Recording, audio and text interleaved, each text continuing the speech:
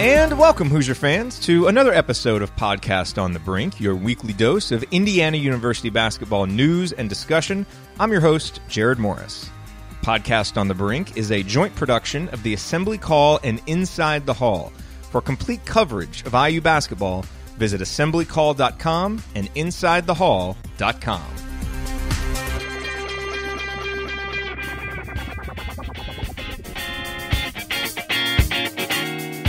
This episode of Podcast on the Brink is brought to you by Crane Credit Union. Get a $150 deposit into your new Crane Credit Union checking account when you get e-statements, have direct deposit, and use your debit card. Plus, there's no monthly service charges and no minimum balance to open your account. Stop in at any of Crane Credit Union's 14 locations or visit their website at cranecu.org for more information. That's cranecu.org. Crane Credit Union is federally insured by NCUA. On this week's edition of Podcast on the Brink, Alex Bozich flies solo and chats with Kyle Neddenriep, who covers high school sports for the Indianapolis Star. Alex and Kyle discuss a wide range of topics related to in-state recruiting, including Kyle's thoughts on Archie Miller's inside-out recruiting strategy, as well as his thoughts on hot prospects that most IU fans are familiar with by now: Romeo Langford, Keon Brooks, Robert Finnessy, Eric Hunter, Musa Jallow, and more. All of that coming now on Podcast on the Brink.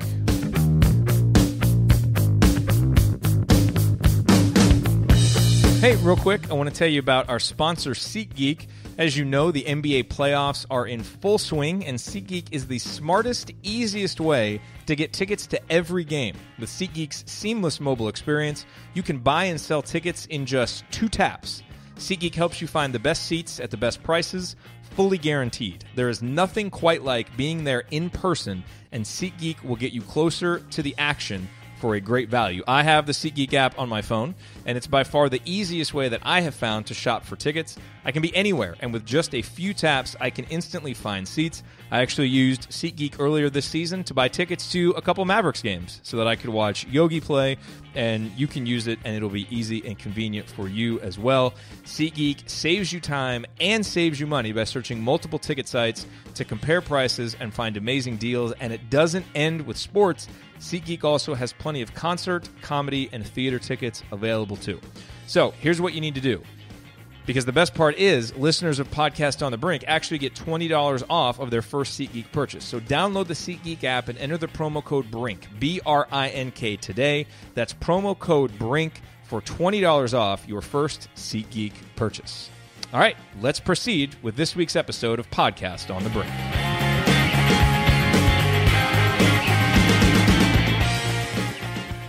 And we are pleased to be joined on this episode of Podcast on the Brink by Kyle Neddenriep of the Indianapolis Star, who covers high schools and recruiting for the Star. Welcome back to the show, Kyle. Hey, thanks for having me on, Alex. Really appreciate it. So I wanted to start, obviously it's been a busy 2 months for Indiana fans and the program in general. Just, the coaching change, Tom Crean let go after 9 years, and Archie Miller taking over.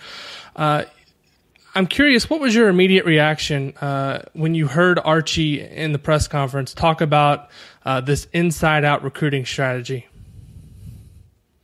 Not surprised. I think it's a good move. It's a good, if nothing else, in the moment, a good PR move. To kind of get those people on your side, the in-state people, thinking that's a priority. And I think, I don't think it's just lip service either. I think it's a reality that.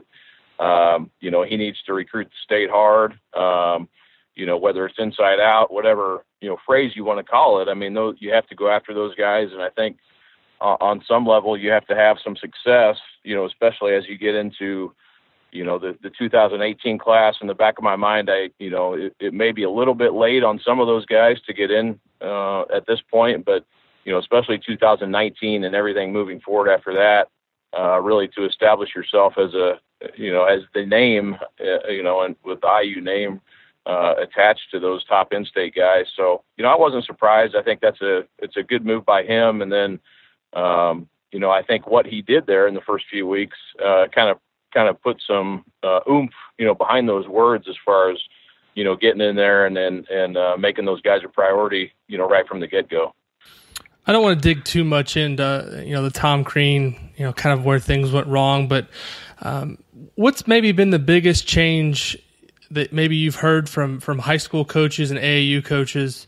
Because, the biggest complaint that I heard from Indiana fans the last couple of years is they just weren't really getting any of the top kids in the state. I mean, for a while there, obviously they got Cody Zeller, they got Yogi, they got some other kids who didn't work out. But, these last couple of years, they've really struck out. And to be fair, in 2017, it wasn't just Indiana that struck out on the four really good in-state kids. It was Butler and Purdue, and Notre Dame didn't get any of those guys too. But what's maybe the biggest change in terms of what you're hearing from high school coaches and AAU coaches in terms of this new staff strategy in recruiting the state? Yeah, I think it's an important point. When you look back at Tom Crean's history, and I always think back to that day when Cody Zeller committed and what a huge deal that was. And I think I tweeted that at the time, when Tom got fired and kind of the aftermath of that. And you think back to that day, and it was such a huge get for Indiana, and to get Cody Zeller on board. And then, the next few years, it really, actually the next couple of weeks, because then you get Yogi Ferrell to follow Zeller with his commitment. And of course, he didn't come in until a year later, but, the momentum at that point, was really, on its way right there. So that, I think an important point to look back at that and see that he was able to get a couple of those big in-state guys.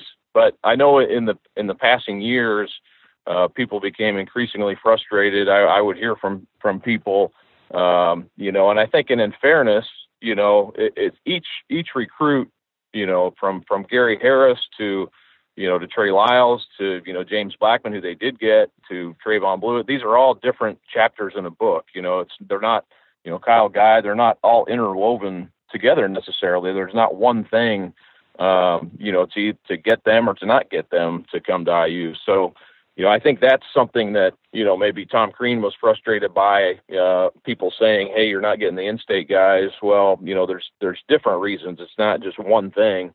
But, when you look at it as, from the 1,000-foot viewpoint or whatever, it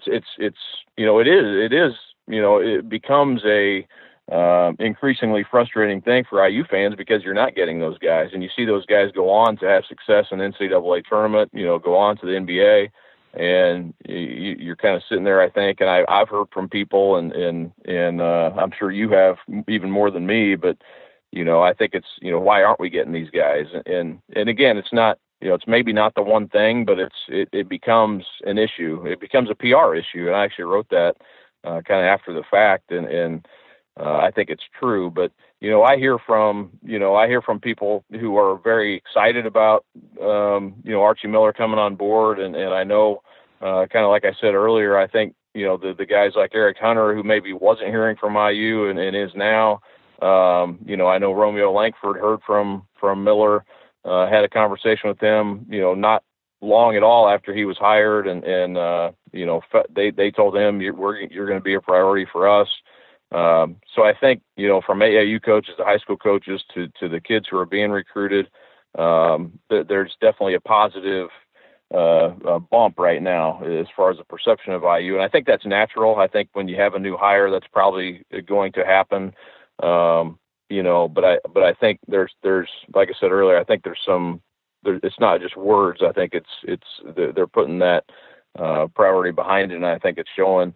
And, right now I think it'll come down to, how hard he can work on the recruiting trail. And from everything I've heard about Archie Miller, I think, he's not going to leave any stone, unturned. So I think he's the real deal as far as putting the time in and really working at recruiting. In terms of the biggest challenge that he faces, I know he made a really smart move, at least in my mind. I'm sure you agree, hiring Ed Schilling, just because his ties to the state are unquestioned. He's got relationships all over the state. And I know, also that Tom Ostrom and Bruiser Flynn have been well received around the state. But what do you see as maybe the biggest challenge? You mentioned 2018. He's kind of getting in a little bit late. I think the one good thing is that none of these guys seem to be making a decision like, in in the immediate future. I mean, I think some of them may decide in the fall, and then Romeo obviously could go longer. But what's the biggest challenge that he has as he looks to really try to put a stamp on this 2018 group? Because I feel like there's some guys in this class who if he's able to get can be immediate contributors to the program. Yeah, I agree. And when I talk about maybe being late, I'm probably referring to one guy, and that's Romeo, because I know, there's so many programs that are after him. He's such a big deal that one makes me wonder, is it maybe too late to get in and get him? And then plus the people you're battling against, it's going to be tough. The other guys, I think you're right. I think, because they have held off, guys like Finney and Eric Hunter we talked about, those guys haven't, I don't think they're too far down the recruiting trail to be recruited by Indiana. So I think that's, probably working in his favor, that this class hasn't had a lot of early commitments to this point. So I think that's a good thing. I think the biggest battle for them, is just establishing relationships. I don't think it's any sort of, you've got the IU brand, you've got great facilities, you're in the Big Ten, coaching change, everything's new. So I don't think there's a huge, you're not up against the 8 ball in any one area. I don't think. I think it's a kind of a fresh start here. And, as we move forward, I think it's going to be to his benefit, that it is a fresh start and everything kind of hits the reset button for a lot of these guys. So, I think the one guy, in my mind, that's going to be pretty tough. And if you could get Romeo Langford, what a huge, that would be, on par or better to the Zeller situation. But, I'm not sure that'll happen. I don't get any sense that it can happen, but it'll be tough. And as you live down there. I mean, Romeo Langford's the real deal. And, Roy Williams came in, less than 2 days after he won the national championship. And that kind of shows you, what they think of him in North Carolina and, Duke and Louisville, Kentucky. It's going to be a battle, but IU getting their name in there and showing him that they're going to make an effort, I think is a positive move on their behalf. Yeah, I think Romeo, obviously, the last 2 years or so has really kind of burst on not only on the scene around the state, but around the country. But for people in Southern Indiana, I had a friend that I grew up with that actually coached Romeo in 4th grade and told me back then, he was like, this kid's going to be the real deal. And of course, I'm not going to look or talk about a 4th grader. I'm like, that's great. It's going to be, there's a long way to go. But, as he moves through middle school, you continue to hear about him, and he's dunking on kids in middle school, things like that. And to me, I think his game has constantly improved, as time has gone on. What do you maybe see as the biggest changes that he's made or improvements that he's made over the last couple of years since, he won that state championship, obviously this last year that they fell short, but as an individual player, which is kind of what what people were looking at him as a prospect, where have you seen him grow the most and improve the most over the last couple of years?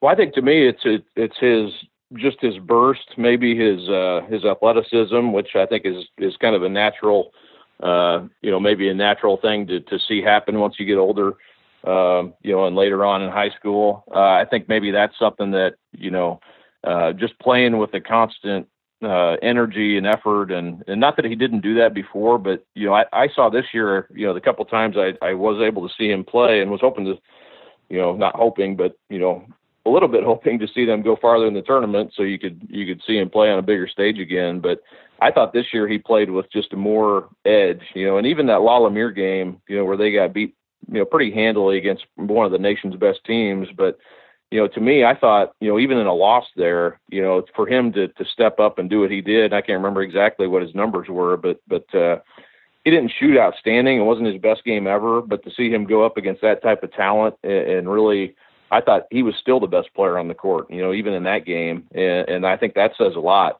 just about, the way he gets his teammates involved is something he's always done well. But I think, and the thing about Romeo that I love is that nothing ever changes with him. And that's maybe where people thought, he has to play with more of an edge but I think that's just his personality. He's just not, he doesn't give away a lot. He doesn't rant and rave if there's a bad call. He doesn't whine if there's guys hanging all over him. He just, it's just a kind of a stone-faced killer. He's on to the next play, and he does everything, like you would hope a top 5 player in the country, can do. And, after watching him last year, carry that team through the tournament and win the state championship, I mean, I was blown away.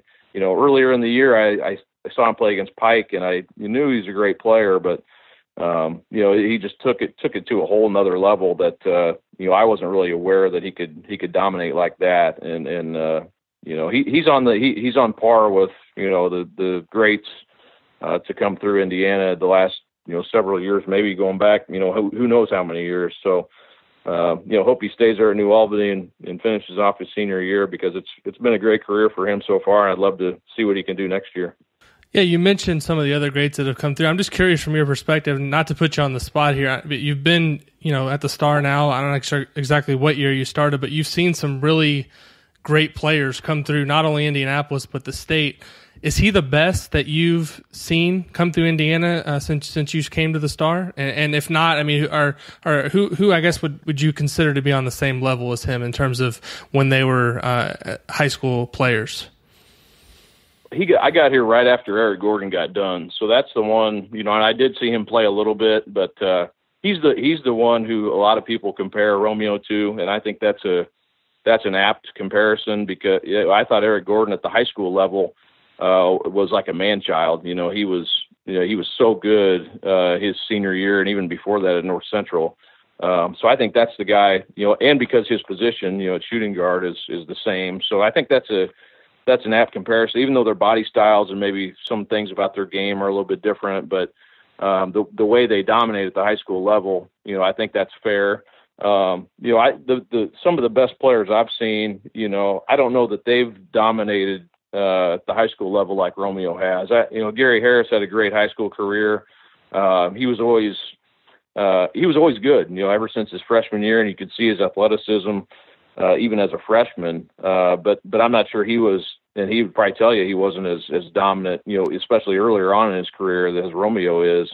Cody Zeller was great. Yogi Farrell was just so dynamic and explosive, and Trey Lyles, the Trey Lyles, Trayvon Blewett game I covered was, when Trey I think had 45 points and 20 some rebounds, and Blewett had 51 points, and that was maybe the best high school game I've ever seen, just between two guys, dominating on both sides of the court. But, so I have been lucky to see, so many great players here. And like I said, I think just from a total package that Romeo brings, he might be the best player. And it's hard to compare guys, with size compared to guards, because a lot of times those bigger guys, at the high school level, the guards don't utilize them quite as much as they probably should. But, all in all, I would say, he's as good, if not better than anybody I've seen in the last, I've been here almost 10 years now, and I think he's probably the best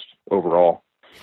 Another guy in 2018 who obviously doesn't have the national profile of Romeo, but I think has a chance to really be a solid, 3 or 4 year college player is Robert Fennessy, the guard from McCutcheon. Where I guess do you see Indiana fitting in his recruitment? Because it seemed to me that he had a pretty good relationship with Tom Crean, and I think Indiana's kind of picked things up with him just as strong under the new coaching staff. But he seems to have a smaller list, a little bit more compact list of schools at this point. But where do you see Indiana fitting in right now in his picture, and ultimately what kind of player do you see him becoming wherever he decides to go in college? Yeah, that's a good. I think he's an in-state guy. In my mind, I think that's the bulk of his. And not to say he's not going to get more into this summer and later on depending on how long he takes it. But Purdue is obviously in his backyard. IU has been in there, like you mentioned, and has reestablished itself in his recruitment since Archie Miller's got there. And then Butler has been. He's been to Butler. They've recruited him hard too. So I would somewhat be surprised if it's not one of those three in a lot of respects. But, as far as his game goes, I know he was battling some injuries this year and again, here into the spring with his knee a little bit. But, he is a lot more explosive, I think, than people give him credit for. And I think that has, come on here in the last year. I had a chance to see him play a couple times in his junior season. And, I always knew he was heady. He was, do the right thing, make the right play at point guard. You could put the ball in his hands and he could run the team, no problem. He's well coached under Coach Peckinpah in high school. And you could see that. But when I saw him this year, he looked like a lot more, of a slasher, better athleticism than I had remembered. So I think that's a credit to him and how he's worked at, getting himself better, getting himself in better shape as an athlete.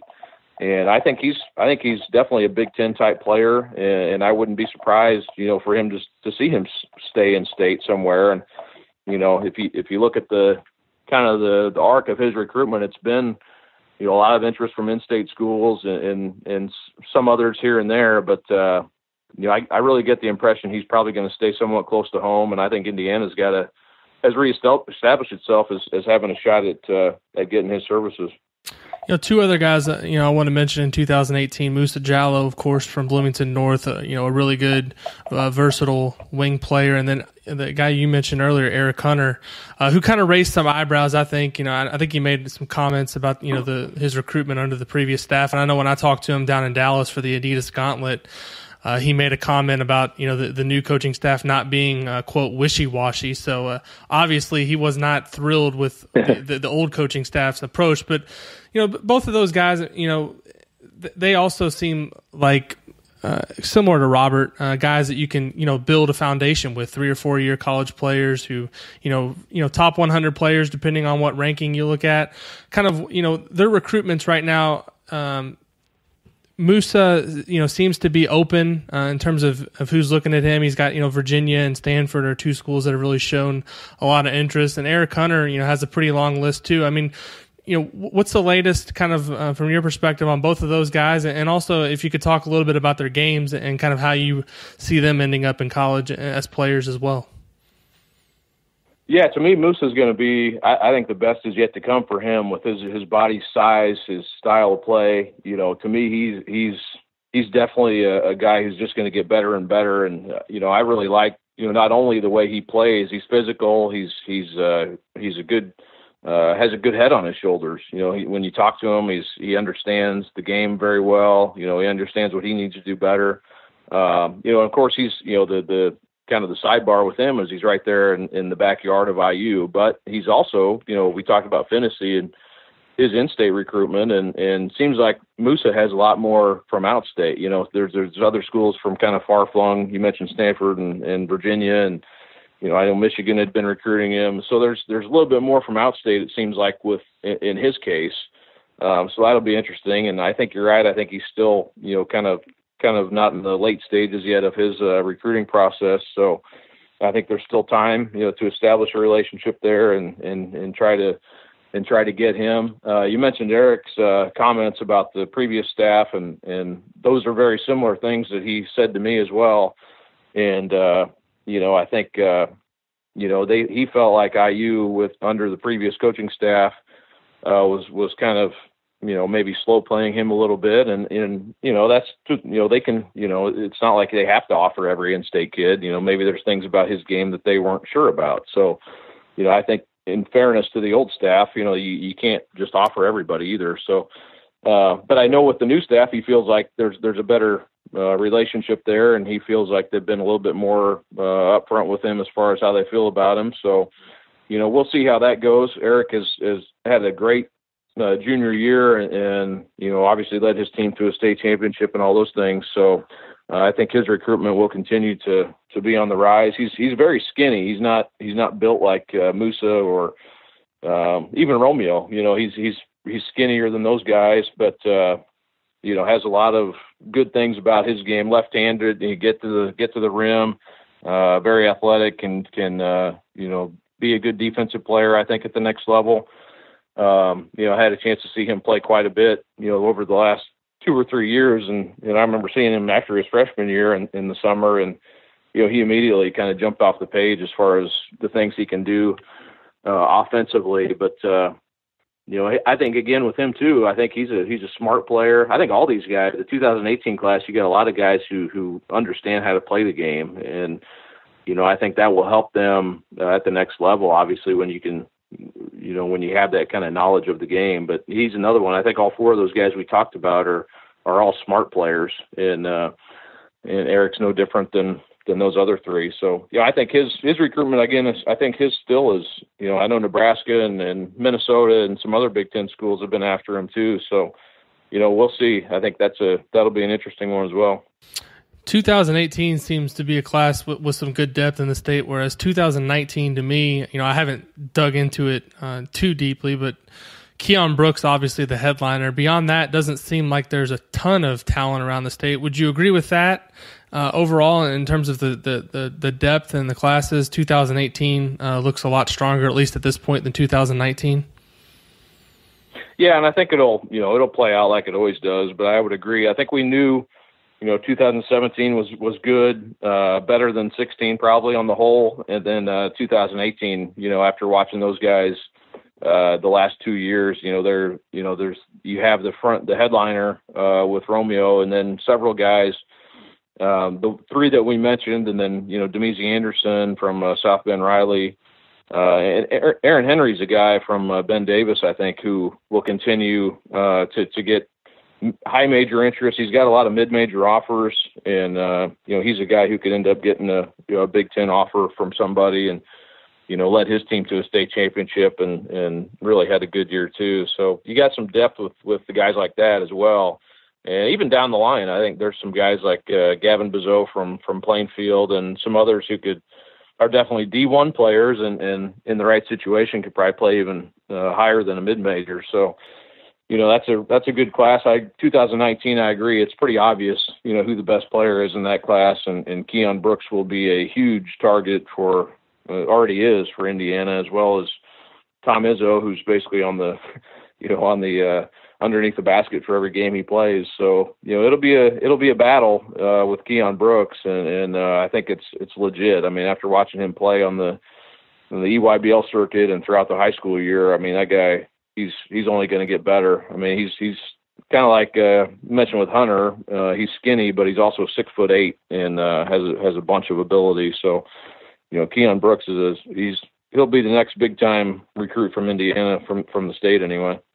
How much does the Ed Schilling connection help Indiana because I think it was, if there wouldn't have been a coaching change made, I think most people were operating on the assumption that he wasn't a kid that Indiana had a really good chance to get. Now with the coaching change and Ed Schilling, obviously the relationship with his dad, how big of a factor do you think that can be for Indiana to kind of position itself well? And obviously a long way to go here, and Michigan State's put in a ton of time and work, but it seems like maybe that that relationship could help Indiana as this thing moves along.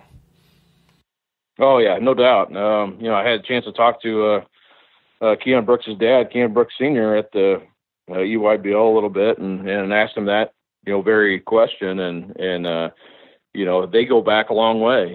He played for Ed at Wright State and has kept in touch with him through the years, and Ed was still in contact as UCLA when he was at UCLA about Keon Jr. And so they maintained a relationship not only as a recruit coach, but just former coach and player. So that can only benefit. There's a history going back there. Bernard Hollins also played for Ed Schilling, lives in Fort Wayne, and he has contacts with a lot of Fort Wayne area guys. So that stuff like that is kind of maybe flies under the radar a little bit sometimes. It's not only how well you can coach or what type of personality you have as a recruiter, but those ties that go back years and years and years are huge. I mean, it gets you a foot in the door, and this is not only just a face that they know, but a guy Keon Brooks Sr. has played for. So that's a huge, and it can't be just that relationship. It's got to be, Keon Brooks Jr.'s got to establish a relationship with the staff too. But, that helps a ton. And I think puts Indiana, I'm not going to say in the driver's seat, but it puts them in the mix at least to get him. But, like you said, I mean, when Tom Izzo gets on somebody that early and makes them a priority, it's very difficult. And, and they've made it pretty clear that he's going to be a guy that they want to get. Matt Painter's they've been in the mix for a while too with Keon Brooks. And, looking at the offers he's starting to get now, it's going to be not only a Big Ten battle, but looks like could be more national too. But, I think I think really highly of him too. I think he's going to be a really good player at the next level. And, if Indiana can get him, that'd be enormous. I think that'd be, again, talk about Romeo and Zeller and guys like that would, I think, be on that same type of level. Well, you can follow Kyle on Twitter at Kyle Neddenriep. Also read his work in the Indy Star and at indystar.com. Kyle, we always enjoy having you on the show. Appreciate the insight, and you do a terrific job, obviously, covering high school sports and recruiting in Indianapolis. And anyone who isn't familiar with Kyle's work or doesn't read him, I definitely recommend giving him a follow, reading his coverage. He covers high schools in Indianapolis and recruiting in the state as well as anybody. So, again, follow him at Kyle Neddenriep on Twitter. And, Kyle, thanks for joining us this week on Podcast on the Brink. Thank you for listening to this episode of Podcast on the Brink. We always appreciate you being here. To get more from me and from Alex, visit assemblycall.com and insidethehall.com for complete coverage of Indiana University basketball. If you liked this episode, please consider sharing it with a friend or family member who loves IU basketball as much as you do. You can also support the show by leaving a rating and review on iTunes, which helps us get the word out to more IU fans like yourself. We'll be back next week with another brand new episode. Until then, as always, go Hoosiers.